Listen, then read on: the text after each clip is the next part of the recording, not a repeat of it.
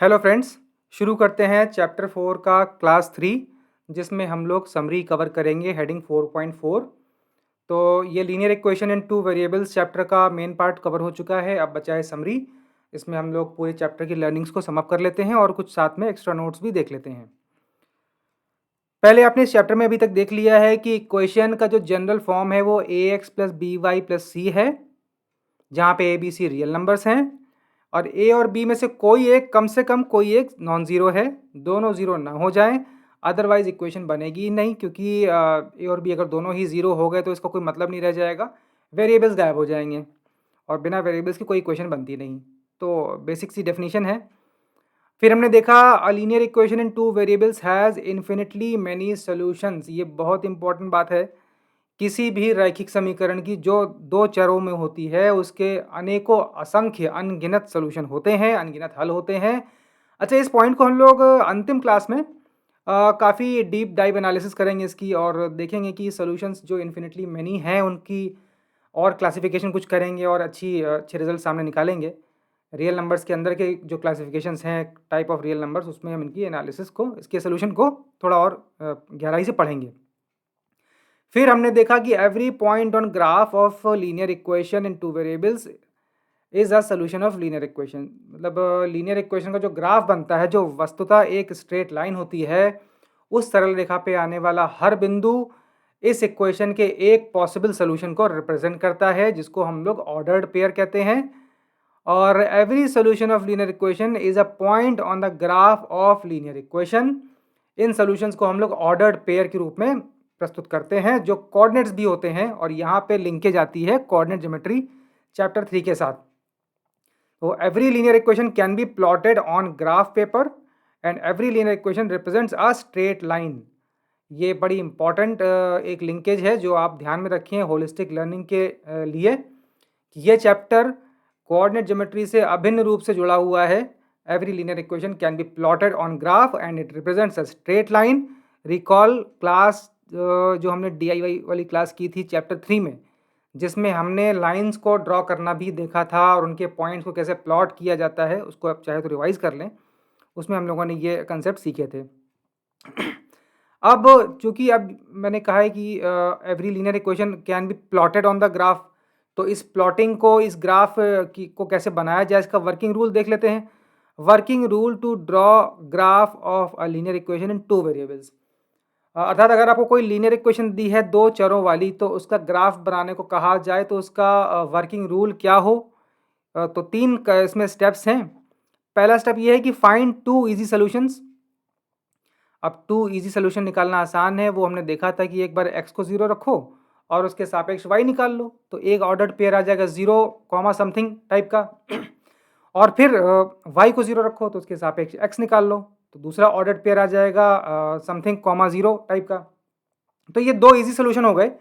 अब ये दो इजी सोल्यूशन पहले आप निकाल लें, इनको हम ऑर्डर्ड पेयर कहेंगे और ये ऑर्डर्ड पेयर ग्राफ पेपर पे, कार्टेशियन ग्राफ पे, प्लेन पे दो पॉइंट्स को दर्शाते हैं।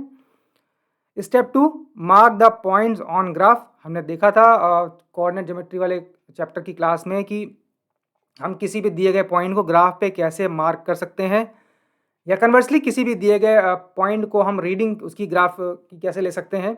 तो उस क्लास को रिवाइज करें। स्टेप 3 ये है कि उन दो पॉइंट्स को आपने जब मार्क कर लिया है तो उनको ज्वाइन कर लीजिए और उस स्ट्रेट लाइन को एक्सटेंड कर दीजिए दोनों तरफ। एग्जाम्पल देख लेते हैं।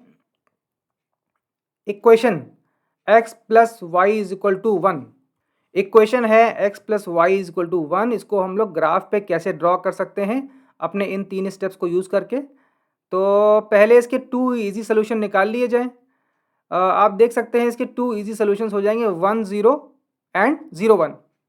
देखिए 1 कॉमा 0 इस इक्वेशन को सेटिस्फाई करेगा, क्योंकि दोनों को अगर जोड़ दो तो 1 आ जाएगा।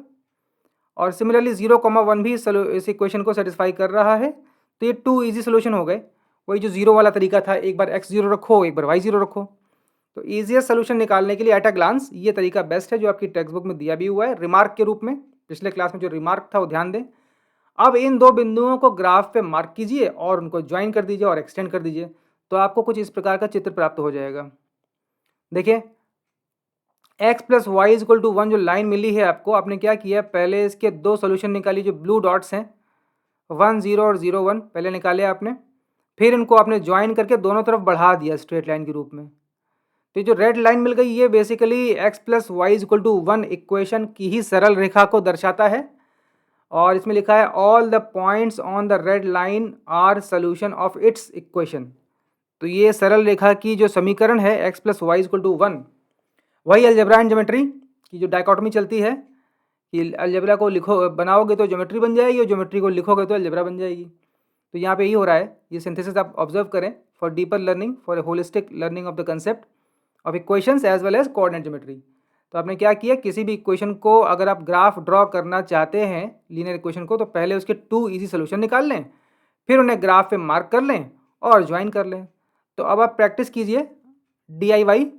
आपको एग्जाम्पल 4 में जो इक्वेशंस दी हुई हैं आपके टेक्स्ट बुक में, उन सबके ग्राफ बनाइए इसी मेथड से। ग्राफ पेपर पे एक्सरसाइज करेंगे तो आपकी समझ और गहरी होगी और बेहतर समझ पाएंगे आप इन चीज़ों को, और ऐसा नहीं लगेगा कुछ अलग अलग पढ़ रहे हैं। चीज़ों की रेलेवेंस नज़र आती है जब चीज़ों को आप कनेक्ट करके पढ़ते हैं, तो चीज़ों की उपयोगिता, रेलेवेंस और कितनी प्रासंगिक है ये आपको समझ में आता है, तो वो लर्निंग परमानेंट होती है। अकारण किसी चीज़ को पढ़ना बोझिल हो सकता है, लेकिन एक बार जब कारण और महत्व जान जाओ तो लर्निंग ज़्यादा गहरी होती है और पक्की होती है। तो आप क्या करें, DIY के रूप में ड्रॉ करें graphs of equations given in example 4। अब इसमें आते हैं अलजेब्राइक मैनिपुलेशंस क्या होते हैं। कई बार समीकरणों में अलजेब्रा के कुछ उलटफेर किए जाते हैं, तो इनको भी सीखना ज़रूरी है। ये एक स्किल सेट है जो सवालों के बीच में यूज़ होता है कई बार, और बहुत फ्रीक्वेंटली आता है, बिना किसी रेफरेंस के सीधे ही दिखा दिया जाता है। तो ये एक स्किल है, इसको मास्टर कर लें। कैसे? एग्जाम्पल 1 में जो तीसरी पार्ट है, एग्जाम्पल 1 थर्ड इक्वेशन दी है 5x minus 3y minus 4 equal to 0। ध्यान दें यहाँ पे a की वैल्यू, a b c की वैल्यू क्रमशः 5 -3 और -4 है। ये तो सिंपली रीडिंग लेनी है आपको, यहाँ से जनरल फॉर्म इक्वेशन की है, वहाँ से a b c की रीडिंग ले ली। अब इस इक्वेशन को यदि दोनों तरफ -1 से गुणा करोगे तो क्या होगा, ये इक्वेशन के साइन बदल जाएंगे। भाई हर संख्या माइनस से मल्टीप्लाई होकर अपना चिन्ह बदल देगी, तो इक्वेशन हो जाएगी -5x plus 3y plus 4 is equal to 0। भाई राइट हैंड साइड पर तो 0 ही है, वो तो कुछ चेंज होगा नहीं। तो यहाँ क्या हुआ, अब a b c की वैल्यू अब इस नई इक्वेशन के सापेक्ष पलट गई, साइन बदल गए बस, -5 3 और 4 हो गया। तो नोट करें change in signs of ABC but no effect on solution. इनके केवल चिन्ह बदले हैं और सोल्यूशन नहीं बदला है। क्यों? क्योंकि हमने इस चैप्टर की ओपनिंग में ही पढ़ा था कि यदि किसी समीकरण को दोनों तरफ एक ही राशि से गुणा करो या भाग दो तो इसके हल में कोई बदलाव नहीं आता है। यही इस y का आंसर है। There will be no change, no effect on solution as long as you are multiplying the equation on both side by same number और डिवाइडिंग बाई सेम नंबर और एडिंग और सब्ट्रैक्टिंग सेम नंबर। तो ये सीधी सी इसमें एक algebraic manipulation, ये बहुत बार use होगा कि माइनस कर दिया, प्लस कर दिया, 2 से गुणा कर दिया, 3 से भाग कर दिया। देखते हैं आगे इसको। एक और स्किल आता है कि यदि इक्वेशन दी हुई है उसमें x को y के टर्म्स में कैसे लिखा जाए और y को x के टर्म्स में कैसे लिखा जाए, ये भी बहुत आता है। कक्षा 10 में जब आप इस इक्वेशन को दोबारा से पढ़ेंगे, इस चैप्टर को जिसमें इन समीकरणों को हल किया जाएगा, तब आपको ये समीकरण जोड़े में दिए रहेंगे एक पेयर में और सॉल्व करना होगा। तो वहाँ पे ये ट्रिक, इसको सब्स्टिट्यूशन भी कह सकते हैं, चेंज ऑफ वेरिएबल भी कह सकते हैं, कुछ भी कह लीजिए। ये स्किल यही है कि आपको x को y के रूप में लिखना है और कन्वर्सली y को x के रूप में लिखना है। तो x को y के रूप में कैसे लिखोगे, आप इस समीकरण के दोनों पक्षों में यदि 5 से भाग दे दें तो x का गुणांक 1 हो जाएगा। यहाँ पे जैसे ही 5 से आपने भाग दिया तो प्रत्येक संख्या, प्रत्येक राशि 5 से डिवाइड होगी। यहाँ पे 5x/5 हो जाएगा, यहाँ 3y/5 हो जाएगा, यहाँ -4/5 हो जाएगा। तो इक्वेशन ये हो जाएगी x - 3y/5 - 4/5 is equal to 0।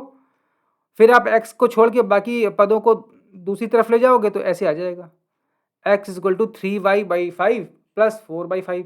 ये आपने x को y के रूप में लिख दिया। ये स्किल बहुत इंपॉर्टेंट है, कई बार यूज़ करना पड़ेगा, इसलिए इसकी खूब प्रैक्टिस कीजिए जी भर के।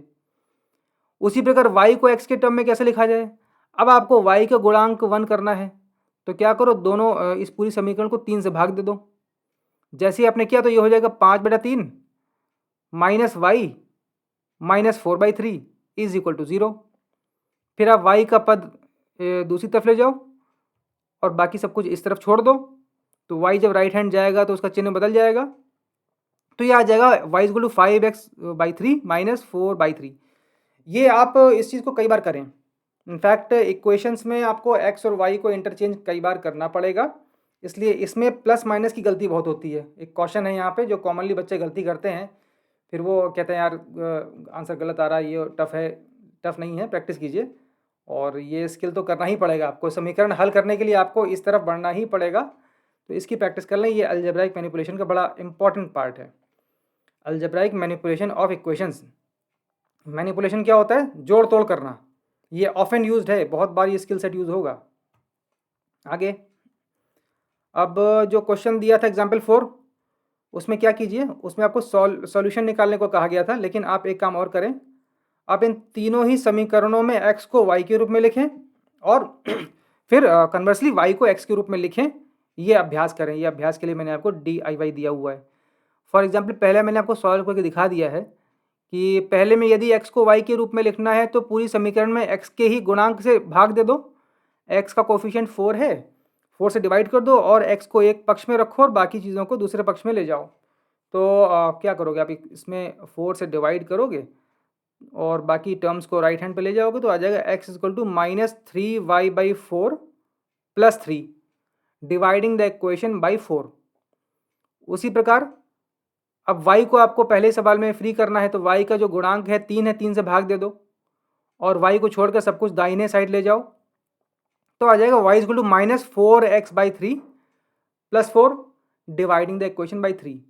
Practice and practice the much needed skill. ये स्किल बहुत इंपॉर्टेंट है और ये बीच बीच में चीज़ें आती हैं। ये इसका कोई बहुत हेडिंग देकर समझाया नहीं जाएगा, ये इम्प्लिसिट माना जाता है कि तो आपको आ ही जाएगा, लेकिन ये टूल किट है एक तरह से। आप करेंगे तो सवालों को हल करने में गलती नहीं होगी, वरना आप इसी में उलझे रह जाएंगे, यार ये सब क्या हो गया, ये दाएँ बाएँ कैसे कर दिया, कैसे कॉमन ले लिया, कैसे भाग दे दिया। तो इसको प्रैक्टिस कीजिए।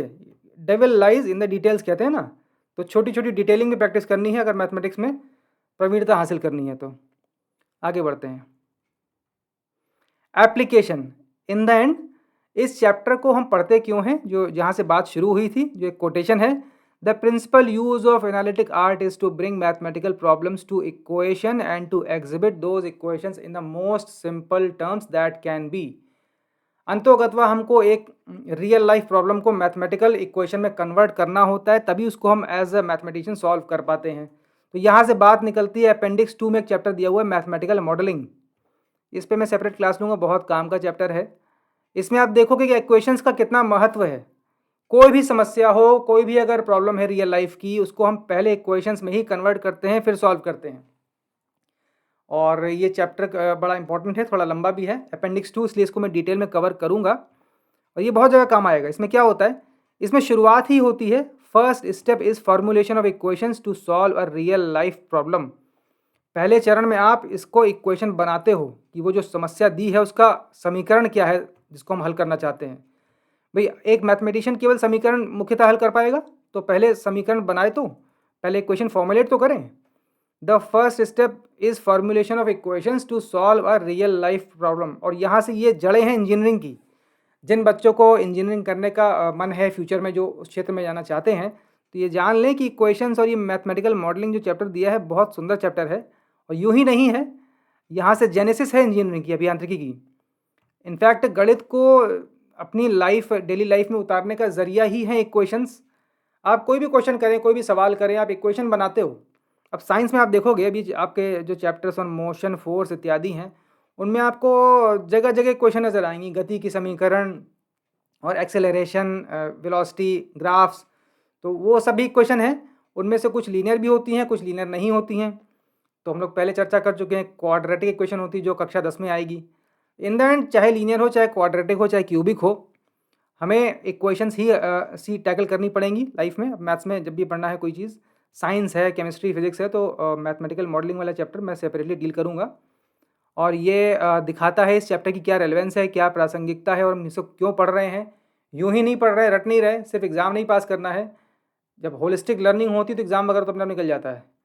ये चैप्टर सेपरेटली लिया जाएगा। और अब ये क्लास यहाँ ख़त्म करता हूँ मैं। ये एंड ऑफ क्लास 3 है।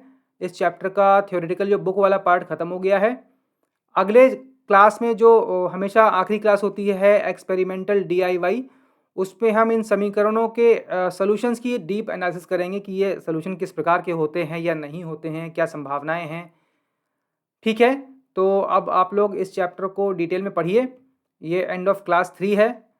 इसके बाद हम लोग अगला चैप्टर जो अगला क्लास होगा वो एक्सपेरिमेंटल DIY होगा इसी चैप्टर का। उसके बाद हम लोग एक बहुत ही सुंदर चैप्टर शुरू करेंगे, यूक्लिडियन ज्योमेट्री। फाइन, ये क्लास में ही ख़त्म करता हूँ और अगला क्लास अपलोड होगा सीधे इसका एक्सपेरिमेंटल DIY वाला, वो भी बहुत इंटरेस्टिंग आप उसको पाएंगे। Till then, good bye.